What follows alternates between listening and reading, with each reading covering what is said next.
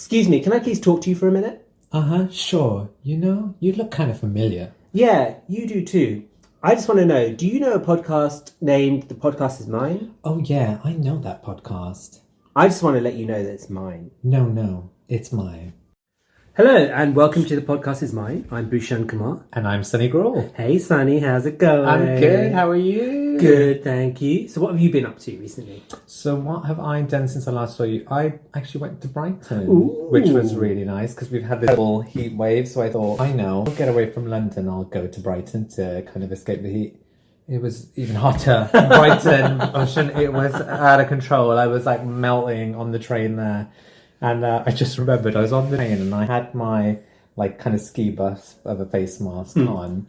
And I'm sanitizing everything, spraying things down, like super OCD at the best of them. I know, I'll just kind of see on my table. And I sprayed the armrest, but I think my sanitizer is rocket fuel because it melted the pleather and it was on my arm. So I had like all this kind of blue pleather on my arms and I was like, for fuck's sake. Oh, not normally, but yeah, that's exactly what that pushed you, that broke you, honestly. I was triggered. Leather on the arms, it's like...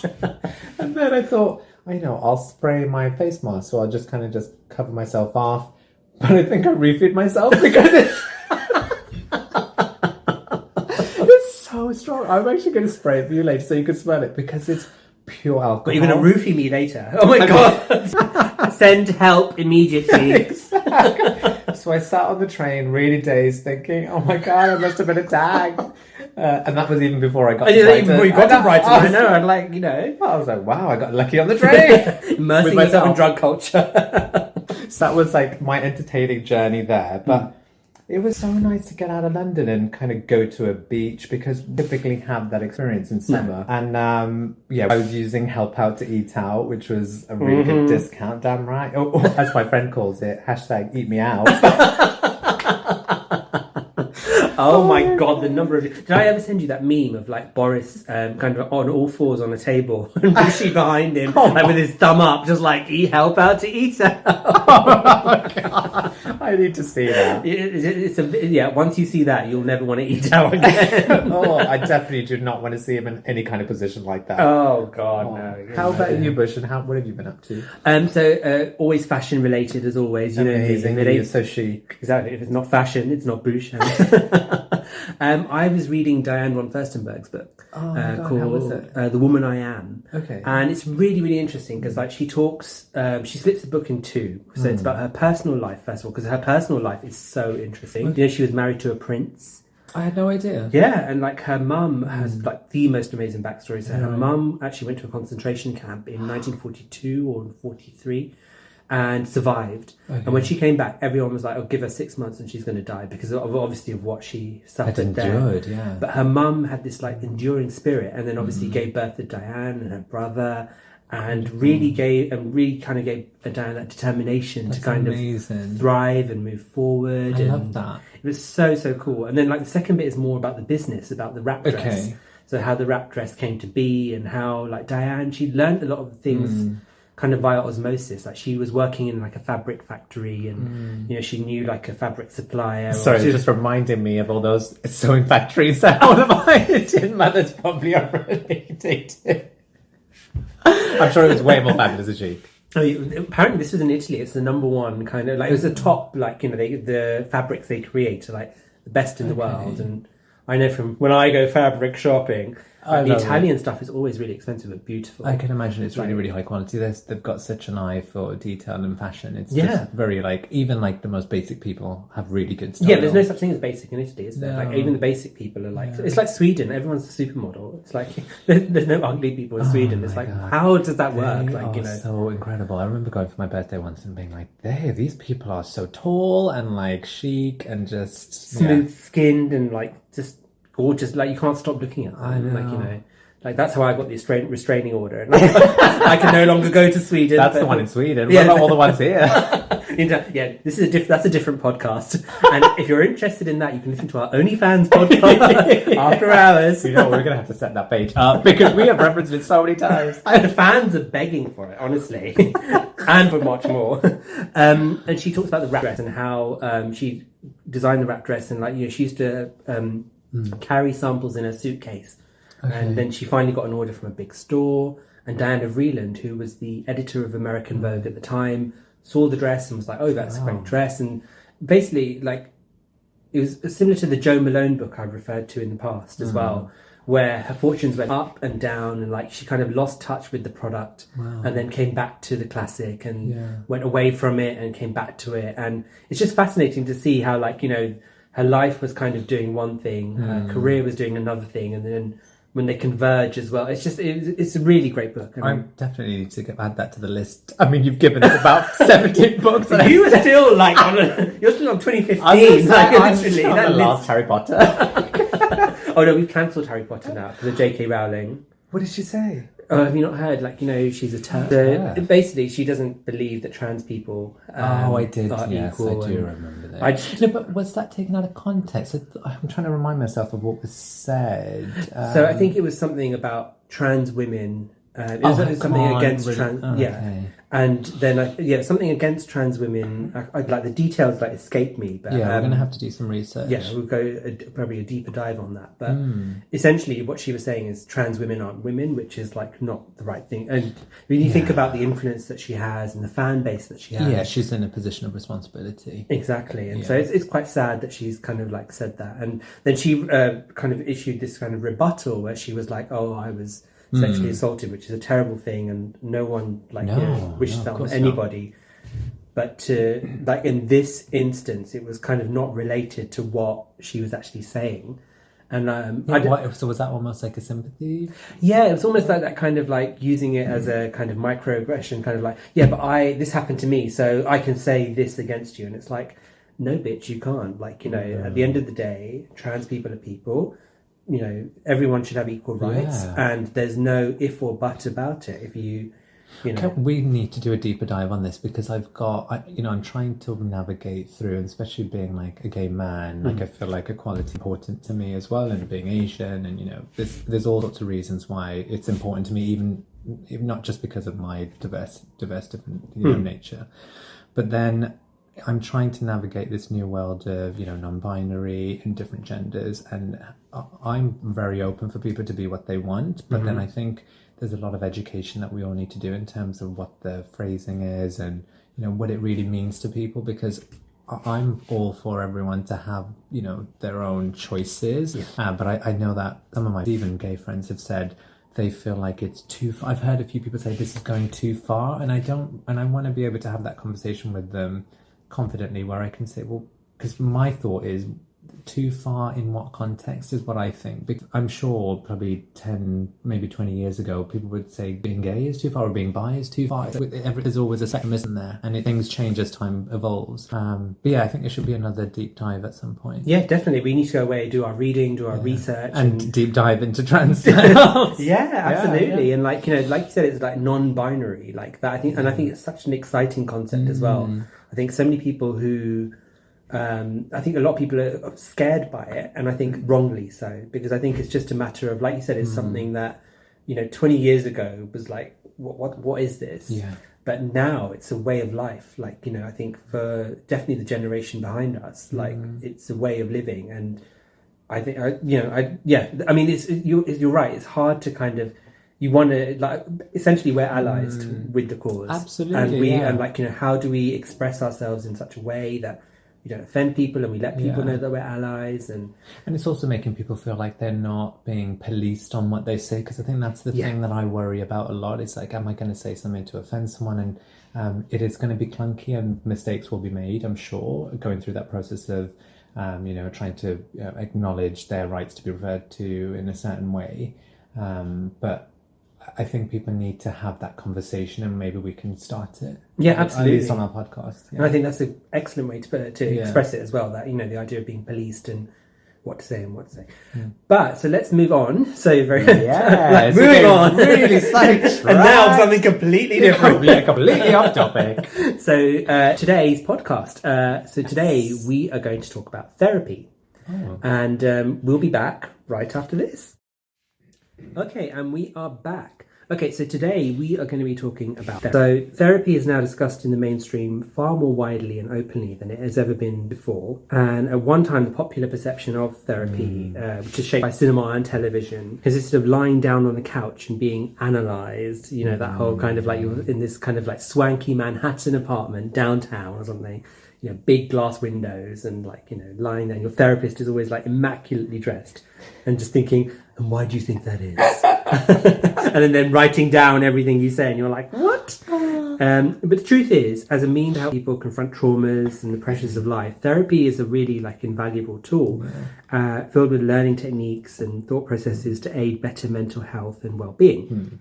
So with that in mind, Sunny, you recently went through some therapy. Thank you, first of all, for agreeing to talk about it. More than happy to. Because we don't know, someone listening today, it might really help them. And it's just like interesting to learn more about therapy in general. Definitely. So if I could ask you, so you recently went to therapy. What was your experience like? Yes, it made me laugh when you were talking about the swanky apartment, and it just gave a little flash of a memory to Ali McBeal. Oh yes! Oh my god! Remember? Oh my god! What did Ali have like some kind of or maybe this was 6 Feet Under? I can't remember, where there was like some kind of sandbox, and they were like it was a rake or something, and they were pulling through. What show was that on? But Ali definitely went through. Ali McBeal, wasn't her therapist? Who was the therapist? Was it someone? Was he hot? I'm sure they were all hot. I can't remember who her therapist was. Was it a male therapist or was it a female therapist? No, it was a female one, and she always used to touch her about wanting to have a kid.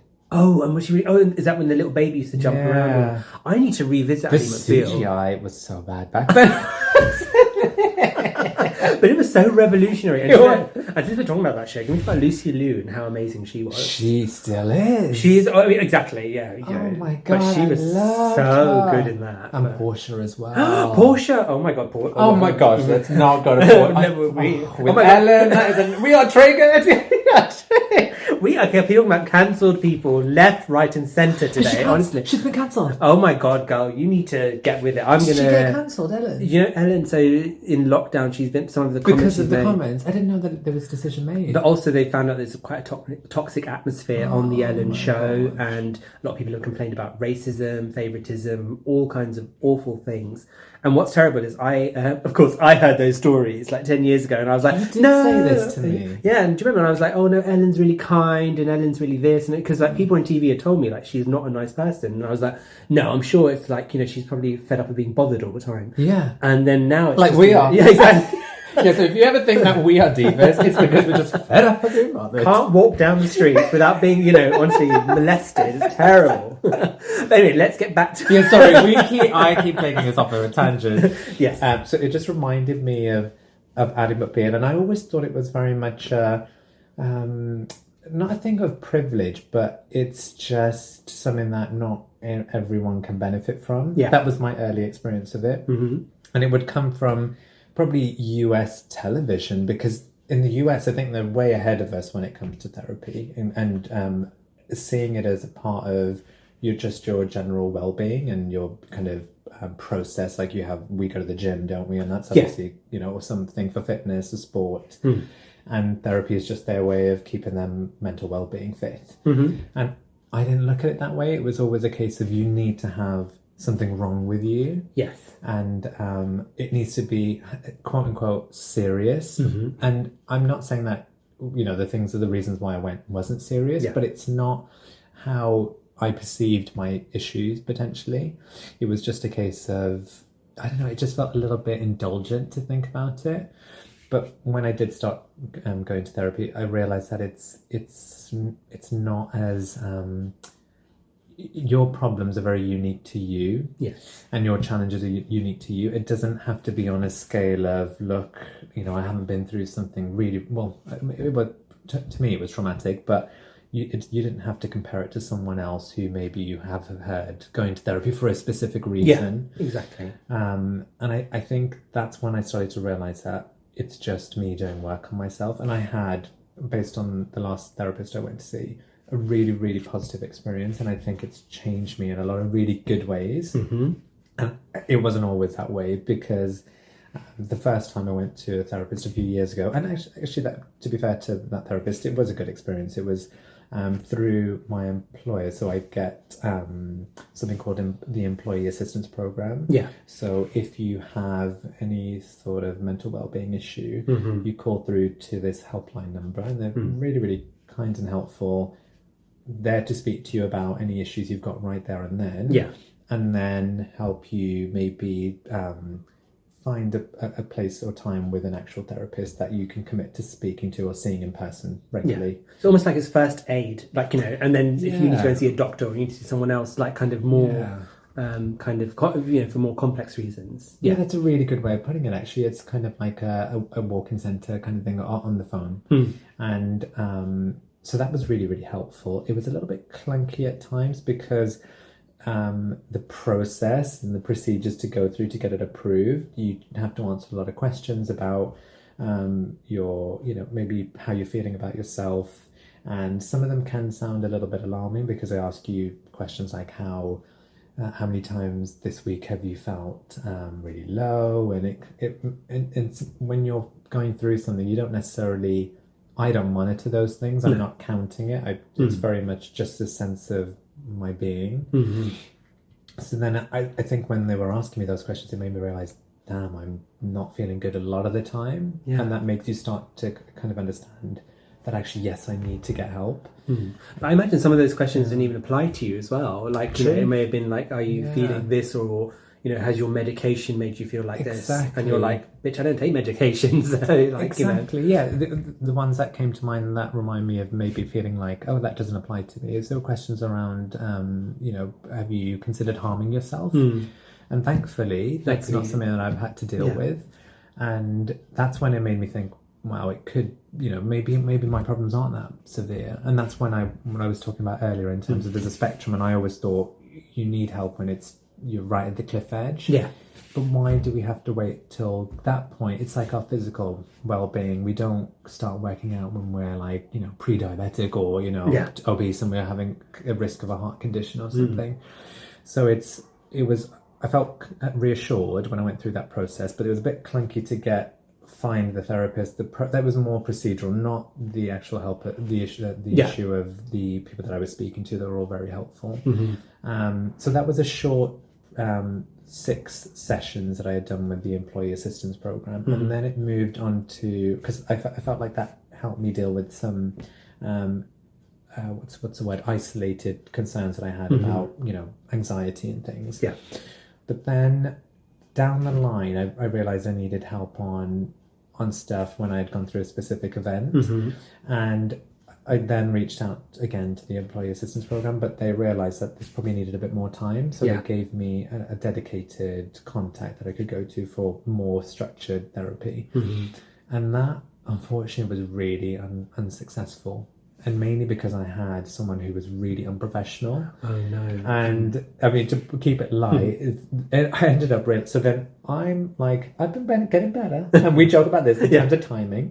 But I've been a lot better recently.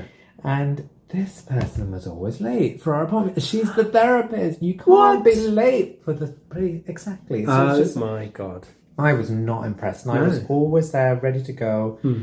And I remember her coming in all flustered, and she'd make a lot of effort, but she still looked horrendous. I remember her coming in once and thinking, God, you've got another hairdo, but still, that does not work without. I've got the vision of like, does she have like kind of this like Karen haircut? Like kind of like, you know, I'd like to speak to the manager, please. Like, you know, it's like really short at the back, or like a mullet, and like, you know, kind of it's coloured like purple and red and all these whispers. No, she reminded me of, remember who did is it How Clean Is Your House? What's her name? The one that was in Big Brother. Kim. Oh my God, Kim. Oh my What's her surname again? Kim. The one who's like Kim Soltiak. The one who's like, don't talk to me like that, dear. Don't talk to me like that. You're a monster. You're an animal. All that. She looked like a younger version of her. Oh, but she's normally well turned out and like, you know, quite prim and proper. Yeah, it was very conservative. I just wanted to go over sometimes and just ruffle her hair up and just be like, I don't know. Go pop her with that blouse. Like, I want to just motor about her a few times in the set. yank that skirt up. It's like, look, I've got a stitch here. I can just take it up just like a couple of inches. But to her credit, she did give me a few really good tips. Actually, there was so around my anxiety. One thing that she helped me with is this 5 senses approach, where you kind of remind yourself, look, you look around the room, what can you smell, what can you taste, and all these, and it's helping you realize that you're safe. So that kind of makes you feel more comfortable. Almost like a grounding kind of thing. Yeah, exactly. Yeah. So that was a really good technique. But most of what she gave me, unfortunately, was just references to online resources. And I'm sorry, I want to do the work in the room. Definitely give me some tools, and that was useful. But a lot of the time, it felt a little bit like she was just palming me off. Yeah. And the sessions would end really early, and I was told I would get a 50-minute session. But sometimes, because they started so late, they would finish early as well. And I remember, and I'm not very assertive, I can be, but I'm not very assertive, especially when it comes to situations like that. I'm like a bit of a rubber band. Like, you can stretch and stretch and stretch because I'm so patient. But then eventually I snap. You snap? Oh my God. You grabbed that bouffant and you were just like, I tell you one more time, you tardy next time, I'm going to cut you. Exactly. And I thought, I don't know how to deal with this person. I thought, and then someone gave me some advice. They said, just say to her, it was a friend of mine actually, she gave me really good advice. She just said, when you come into the room in the beginning, say, oh, so we're here till, let's say, 9:50. Yeah. And I don't think I said it because I just didn't have, I don't know why. I just felt like too awkward. And not all of the sessions were cut short. No.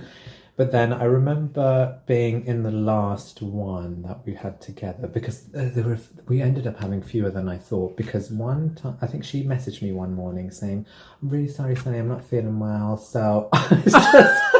She's like, I can't come in. I was like, oh, okay, fine. It was literally the morning of, and we had an appointment at 8 a.m. Oh, God. So I was like, okay, but I thought anyway. And then a few weeks later, I think I was feeling under the weather. So I just thought, she had told me the day of, so I can do the same thing if I need to. But I didn't. I told her the day before, said, I'm not going to be available for tomorrow, so can we reschedule? And she said, oh, because you've only told me within 24 hours, we're going to... No, she didn't say that. I realised this afterwards, because in the penultimate session, she turns around and says, so this is our last week together. And I was like, bitch! No, we got one more. Yeah. And I was like, don't we have one more? She's like, oh, let me just check. And she said, I remember you told me within 24 hours that you couldn't make it to this one. But that's ridiculous. I mean, like, what if, for example, you have a child or you have a dependent on you, and then something happens, the day, but literally within a 24-hour period. And the fact that she just said, it's people like that would... Sorry, I'm going to get on my eye horse here. I'm going to take her down. But, like, do you know what? That's what scares me. Like, in terms of, you're placing so much trust in this person, and that person, you really need them to be kind of very kind of like almost like a spirit level thing. What do you call it? Spirit level? The spirit level. It's spirit level. Yeah, spirit level. You want them to be really kind of grounded, really create a safe environment, a secure environment, and just consistent as well. That bitch, honestly, I'm sorry, like, I'm sorry to be so misogynist about it, but what a bitch. Like, she was a bitch. That's, I mean, it sounds to me like she was just picking up the check and like kind of buggering off, like, no one to check up on her and call. Hope you gave her bad feedback. Oh, well, yeah. So then I remember at that last session thinking, you know what, I'm just fed up at this. Yeah, and absolutely. the weather was just horrendous that day. And I remember, I think we were only probably 20 minutes into the session, the last one, she was just like, celebrating how great everything was, and I was like, I don't really feel like I've made much progress, to be honest. And I was being really open, telling her about the experiences that I'd had. I'd gone through something quite tough at that time, so I'd been vulnerable and I'd tried to be open, but I couldn't be open with her about how she was making me feel. And I think she intentionally probably structured it that way, because she can obviously probably manipulate people quite easily, because she is a therapist. That's not really fair, but she's conscious of people's maybe weaknesses, and she knew mine because I was very open about them. And I remember her phone was on the table between us. And she was just like, I started buzzing at one point, 20 minutes in, and she's like, oh, I'm so sorry about that. But then she put it back on the table, and I thought, this girl is really annoying me. And I thought, you could have put it away, but I didn't say anything. And then it buzzed again. She's like, oh, I'm so sorry. And I just thought, why is she doing this? Is so unprofessional. And then, I mean, the reason I'm telling this experience is I want people to be prepared for maybe having a bad experience, because the one that I ended up seeing was amazing more recently.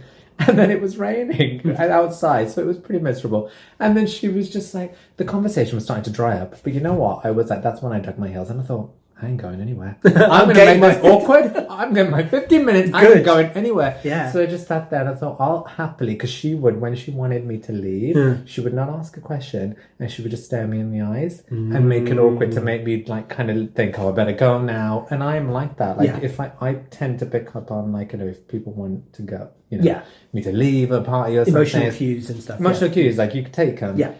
But I thought, I ain't taking anything on, but I'm going to sit here. I'm going to make it awkward. Also, I'll push you. Trust me. Bitch, you don't want to push me anyway. And then she looks out. She's like, oh, look at the weather. She's like, I hope you've got an umbrella for when you leave. Oh, I don't know how. Oh my God. I think you were probably in shock, weren't you? I was. And you know what? When she said that, I just thought, what am I achieving by staying here? I was like, I've got another probably 15 minutes to go. There's nothing for me to get from here. No. So I'm just going to go. I went out the room. I saw someone standing outside looking really impatient. When I went into the lift, she obviously let this person in. And she's like, oh, I'm so sorry, a little bit late. And then it occurred to me she'd been double booking people. That is... I think it's like professional negligence, yes. Like serious issues. So I did report this to my health insurance provider, and they were very, very nice. They were obviously really concerned, because I was like, imagine if I did have, you know, kind of issues and concerns about my well-being in terms of self-harm and stuff, to be putting someone at risk with somebody of that personality type. I think it was just really dangerous. So I gave that feedback, and they were like, oh, don't worry, you know, we'll give you whoever you want, just pick somebody else, do your research, and we're happy to kind of support you through that. Yeah. So then I did try again, but honestly, I am really patient. I could have given up after that experience. Well, I'm not surprised. You know, also listening to you talk about that, it sounds like that was a series of microaggressions as well. Like the very fact that this was like a kind of, like, you know, this was a white woman, cisgender white woman, heterosexual, I assume she was. And I assume she was, because she had no style at all. She had a husband, so I assume. Yeah. No, we assume. Yeah. But it seems like, you know, the fact that she's very dismissive of you, not taking you seriously, to put your phone, for God's sake. I mean, I cannot, but I mean, what? That's such a passive aggressive dick move. You've just also made me realise, you know, the person that she double booked me with? Yeah. A black female. There you go. I mean, like, there's this whole idea. So we're both being taken advantage of, maybe because of that. Yeah, it's almost like, you know, well, look, I don't know this person. I can't really help them. So I'm just going to kind of like just pick up my check and just be like, you know, oh, well, yeah, that's fine. I mean, the number of times, like, not to talk about me, but the number of times I've seen that happen to me as well. Really? When, you know, I've had to talk to someone in HR or somewhere else, and it's just literally the dismissive kind of like, oh, right, I've got another meeting. You know, they'll put a meeting in for like a half hour and then be like 10 minutes into it, all right, well, I've got another meeting to go to. And it's like, bitch, you called this meeting. You need to make sure that there's space around it. And I appreciate everyone's got the commitments, but you need to honour that. Exactly. If you've allotted someone half an hour, you've allotted them half an hour. If you don't want to do that half hour, if you can do it in 15 minutes, then make it 15 minutes. So at least your expectations are set. Precisely. And especially in a situation where you're making yourself vulnerable, and very. So, you know, you really need that kind of like, you know, trust and support. I mean, what an awful person. And like, and just very quickly to say, it speaks of your resilience as well, and your kind of amazing spirit that you kind of like persevered. Yeah. Because you could have easily have said, right, well, therapy is not for me.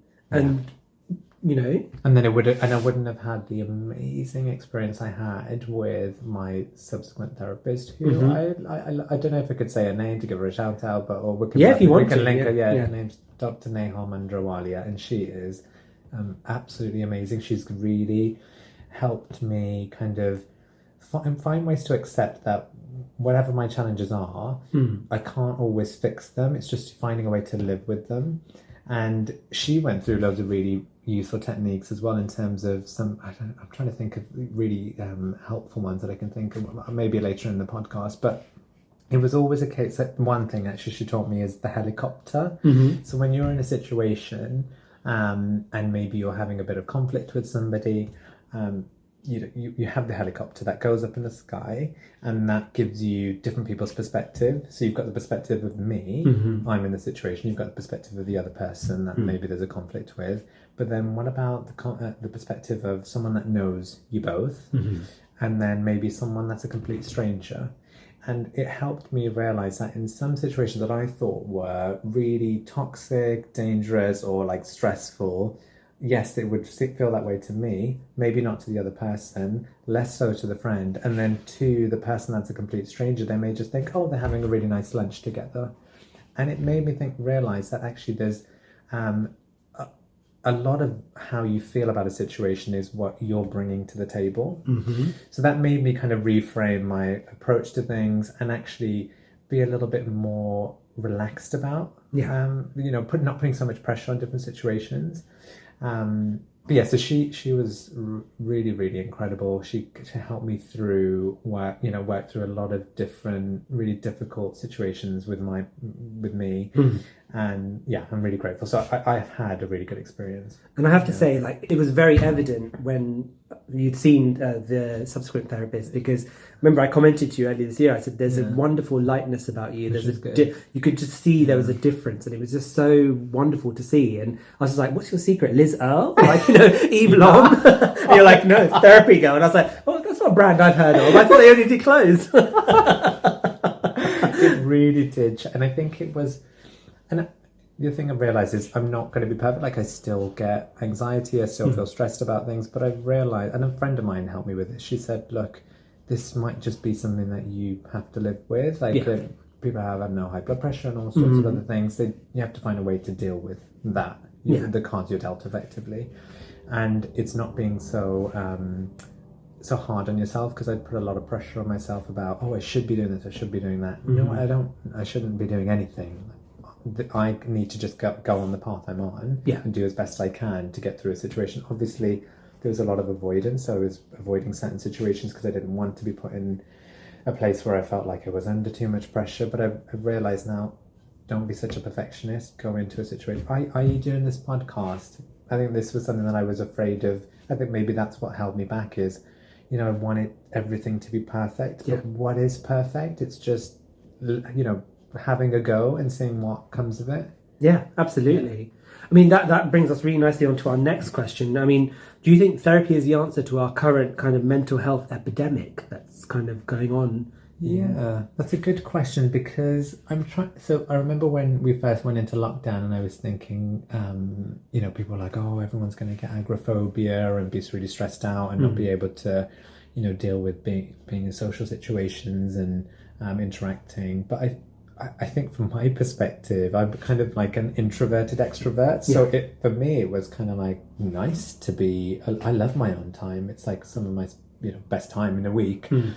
But I think maybe people that are used to getting all their energy from other people, that was going to be a big challenge for them. So I definitely think there's ways of, doing things differently during lockdown to help ensure that when you do start maybe acclimatizing back to normal life, you're not going to be struggling with maybe feeling anxious about being around a lot of people in a room, maybe because we haven't been in, some people might not have been in a room with more than 5-10 people because they've been at home a lot, not been on public transport. So I'm sure there'll be loads of different reasons why people will find it hard to start rejoining society. So I think it's a good idea to think about that. Definitely. Because it's interesting when you were saying that, because I was just thinking that how people may not even realise that it's going to be, like, for example, they might go to get on a train and just think, oh yeah, it'll just be like how I used to get on a train, but suddenly they find that they can't do it. It took me back to when 7/7 happened in London, and I remember because I was on the tube that day around the time that the explosions took place. I was travelling on the Bakerloo line to Oxford Circus because that's where I was working. And I remember when we got to Oxford Circus, they were like, the station guard had come down and was like, kind of evacuate the station, everybody out the station. Wow. And it was like, oh, what's going on? And then, they reported it as a power surge first. But I remember how scary that day felt, because that felt like the first time that like London felt so vulnerable, and it was like, oh my God, I can't believe this is happening in London. And then I remember the next day taking the tube to work, And I remember when I got to the station, like the train was completely empty, which was unheard of. It was rush hour, 2007. You know, like it was not a time where it would be empty. I remember there was a moment I hesitated getting on the train, thinking, "Oh my God, what if there's a bomb on this train or something?"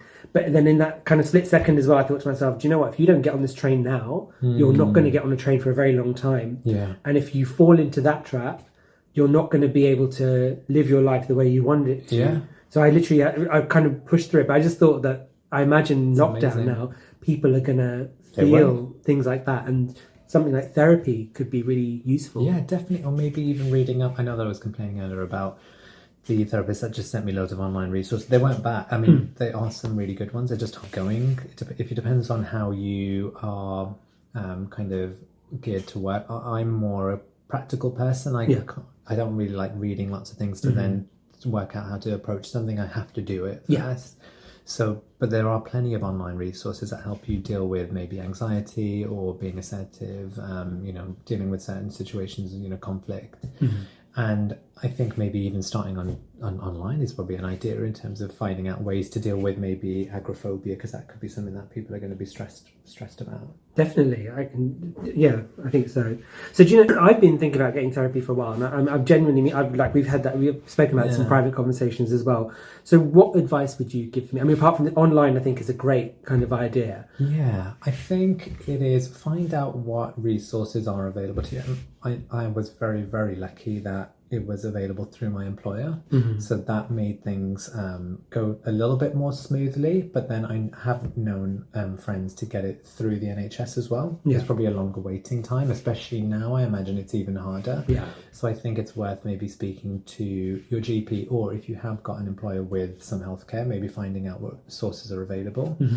And then if that's not, the other option is you could just Google therapy centres, and I can link in the one that I'd gone to where the doctor I'd seen is based, and then you could just go direct. It depends on how what your circumstances are. But I think it's definitely worth getting professional advice on how to kind of deal with this. But there's some of the options that I had. I mean, because I know that there's because you actually went physically, like you said, and saw your therapist every week, which I think that's probably the way that I'd want to do it as well.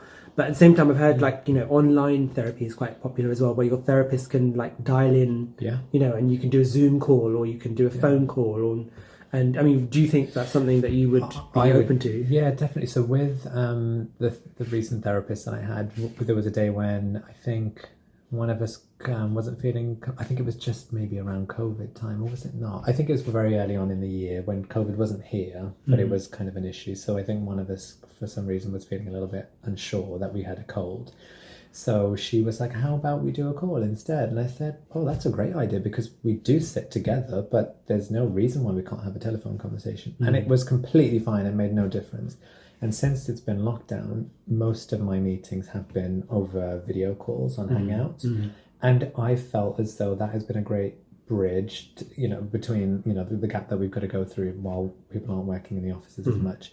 And it's effective. I don't think it's the long-term solution, but I wouldn't be against it, because I think you do definitely want to be able to see how people are interacting. I think it's probably useful for the therapist to be able to see how you're dealing with things, because you can probably hide things by not showing, I know, there'll be cues, won't there? Visual cues, exactly. And I'm just thinking as well, if you were to get your shank therapist, skank therapist rather, or shank therapist. She probably got a whole grid of people. And she's just dialing in, muting everyone. I'll be right back. But I just imagine, because if that had been your experience, and you'd be like, oh my God, oh no, don't do it. But Yeah, no, I think that's a really good point. I really would say to people to stick with it. You have to find the right fit. And a few people had said that to me before, because even though I'd only really started in the last few years, and I finished about probably before lockdown with my therapy, and I'm not necessarily never going to go back again. But I do remember friends saying that they had trouble, and I'd always keep pushing them to say, try again. But I didn't appreciate until I went through it how frustrating it could be. And if you're on a long waiting list and then you eventually get someone, it's not as easy as just saying, oh, I'm going to get someone new. So I think there are going to be challenges around it, but it's just finding a way to to maybe just when things don't go right, raising it, and hopefully people can take it seriously enough that they find you someone else that is more appropriate. Absolutely. I think also it kind of like underlines such an important point that the whole process, it's about you doing the work. So whether it's like the superficial, where it's like the booking the appointment, finding the therapist, to the deeper work, like you said, like, you know, when the therapist gives you exercises or asks you to consider things differently. I think a lot of it, the onus is on you. No one is going to, and I think that's a life lesson as well, that no one is going to come and sort it out for you. No one is going to do it for you, not your, you know, your partner, not your parents, not anybody. You have to be responsible for you. But ultimately, that's such an empowering thing as well, because when you are responsible for you, you can do whatever you want, and you can be like, do you know what? I need this, or I want this, and I'm gonna make it happen. And I don't, you know, like you said, I don't need a man to make it. So true. And I think this is what I feel like. So it's the whole lockdown I went through without seeing my therapist, because it was, you know, I think we ended our sessions. I say naturally, we consciously decided not to see each other anymore. Concluded, Yeah, we concluded them because there was one extension partway through because I felt like I needed more time, and that was fine. But then I remember towards the end, she said, oh, you know, towards the last few that we had before extending again, she said, oh, how do you feel about us concluding this now? And my initial and immediate reaction was, no, I need you, because every week I'm so used to having it. And then she said, you know, have a think about what you want and what you feel like you want to work on. And then I remember coming away thinking, you know what? I'd gone through explaining how I dealt with certain situations, and I could tell by her reaction. And she, you know, positively, you know, reinforced some of the decisions I'd made. So I realised that actually, look, I am making the right decisions because of the tools she's given me, and the ability for me to take a step back in these situations. And even though I know I felt bad about it at the time, but if I gave myself a certain amount of time or thought about it, you know, or looked at it through a different lens, I could feel differently about it. So it almost felt like, let me have a go at going out into the wild world and just seeing how it is. And I remember her saying in the last session, and I bought her a gift at the end to say thanks and stuff, just like a small token. But then she was so kind. She said, you know, I'm really awkward with goodbyes, so hopefully I won't say or do anything to make you feel offended. And I think it was also COVID time, so it's not really appropriate. And I thought, do you hug your therapist? This is so stressful. What do you do? And I didn't really know what to do. And I think that's what she probably meant. And I just gave her the gift, and she even said herself, she was like, look, you know, we also miss the people that we see too. And, you know, it's just a part of the journey. And it made me realise, damn, I'm not going to see you anymore. And I thought that was quite hard to think. It's weird, though. It's not a friendship, because I didn't really know anything about her. So, you know, little details. And I didn't ask because I never really, I always thought, is it inappropriate to ask them anything? Because it's meant to be about me. Yeah. And I just thought it is not a friendship. This is a professional relationship, and it has to come to a close. Yeah. And it doesn't mean that I can't see her again in the future, but it did feel weird. And I remember probably a few weeks and months afterwards feeling like, oh, it would be really nice to speak to her again. But I realised that actually that was more of a nice to have rather than a need. And so I feel more well equipped. And there's definitely days that I have that are bad, and, you know, I might need more help again in the future. But I feel like I've done enough work to be able to get through in a way that makes me feel happy. It makes you feel stronger. Yeah, absolutely.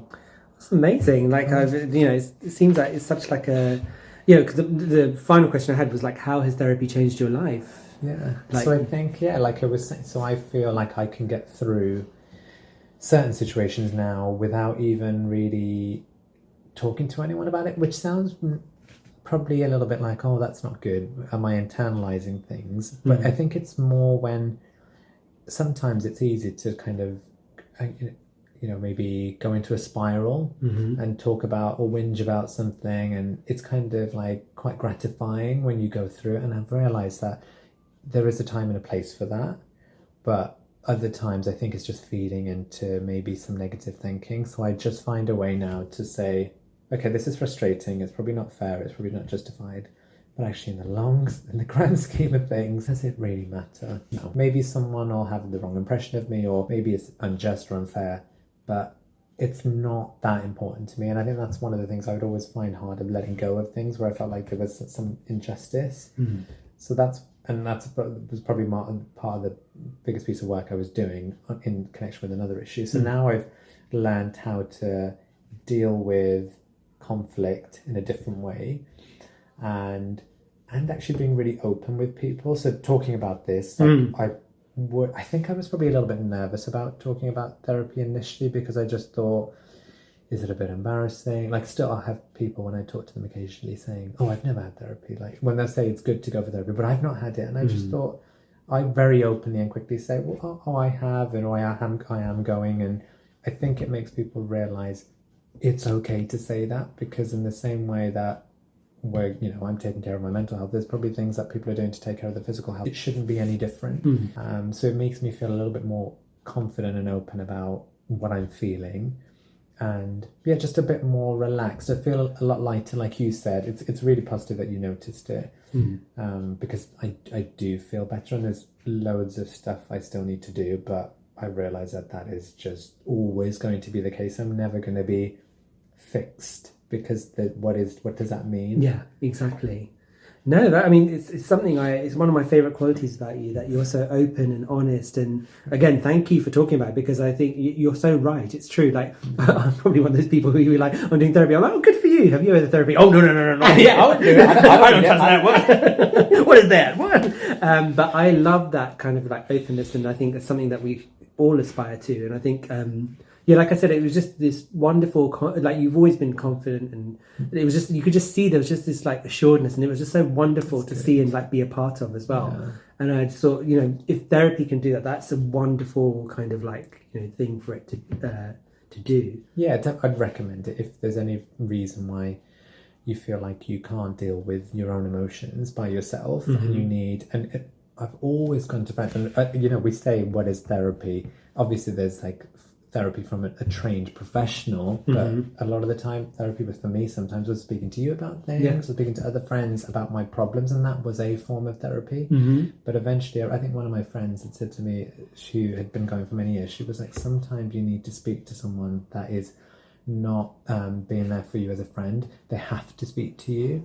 And that's when I realized, actually, you're right, I don't want to be the mood hoover with my friends every time, just kind of completely like second. I love that mood hoover. Mood hoover, yeah. My friend said that to me once, and I loved it. I was like, actually, damn, he wasn't saying it about me, but it's spot on. Absolutely, it made me laugh. But so funny actually, because that made me think of two things. Because like one of the inspirations behind this podcast, we always have to mention what the inspirations are. So if you're keeping a score, so we've got. America's Next Top Model, obviously. Which is the most important. Most important. The boy is mine, obviously. But one of the other things was like our conversations, like you said, were like therapy. They really were. It reminded me yesterday, totally coincidentally, I'm doing my second rewatch of Sex and the City. And I've already done one rewatch this year, but I'm doing another one. And it was the episode when Carrie breaks up with Big for the first time. Oh my gosh. And then she keeps whining to Samantha, Carrie and Charlotte. And then they're sitting, and she's talking, and then like they're just sitting there quietly looking at her, and she's like, "What is this? An intervention?" They're like, "Yeah, you need to go to therapy." And all the things that like you just said, like therapy, what? Oh, well, Carrie's like a self-indulgent bitch in any case. But the way, and then she goes, but she picks up Bon Jovi. Oh, and do you remember that she's always like she picks the wrong men. And it was so every true. Episode. Yeah, exactly. Oh God. But it was funny. It made me think of that when you said that, talking about friends and stuff. Anyway, we are going to be right back after this. Okay, and we are back. So as we've heard, like therapy can be really beneficial and life-changing, and might be the right course of action to take. So as Sunny said, it's always a good idea to kind of like consult your doctor, GP, or a trusted medical professional for advice. And, if you're unsure or you need any guidance, and, ultimately you must do what feels right for you and keep your safety and mental health at the forefront. So, keep well, and I hope it goes well if you do decide to do therapy off the back of this. Like, let us know. We'd love to hear. Definitely. And there's just one really important thing. Yeah. The podcast is mine. No, that's too soon. Oh, damn it. Yeah, we ain't going to do that yet. Oh, sorry. Oh, my God. I just wanted to jump the script, honestly. I was like, I know he's going to get nervous. I need to say. Before we do that, let's remind people of how they can get in touch with us. Oh, yes, sorry. So This is why I am not in charge of any kind of I'm the structure. boss here. Thank you. My goodness. So please do get in touch with us. You can follow us on. So first of all, like and subscribe to our podcast. Please. We'd really appreciate it. You can follow us on Facebook and Instagram at The Podcast Is Mine. Twitter is Podcast Is Mine. Twitter's so shady because there's no the. Do we not allow it on any of them? No. So you can have like on Facebook and Instagram, because Facebook owns Instagram, so you can do The Podcast Is Mine. You can have like if the name is not taken, you can have it. Oh, so it's already taken? No, it wasn't taken. But like as long as that name is not taken, like for example, as long as it's unique, but with Instagram they don't let you have. So Facebook and Instagram let you, but Twitter don't. So Twitter, you only got 15 characters for your username. So that's why I was trying to put in The Podcast Is Me, and I thought, oh, that's quite nice. Like maybe it's an Italian kind of thing. And then I was like, Podcast Is Mine makes more sense. So it's at Podcast Is Mine. Perfect. And if people want to email us, please do email us. Like we love to hear your stories and like hear from our listeners. We do have this very busy spam folder as well. Yes, our spam folder is very kind of like active and very strong. But also like our Zone 1 hose, we love our Zone 1 hose. Well, we definitely hashtag. Like we'll even talk to Zone 6 hose. Like we're not picky or judgmental. As long as you can make it into Zone 1, we're happy to help you. But if you are on like Zone 6 or above, you probably need to email us. Then you definitely need therapy. Exactly. So that's the podcast the podcast is mine at gmail.com. So anyway, now it's time for that line. So Sunny, there's one more thing. The podcast is mine. Is that right? Oh gosh.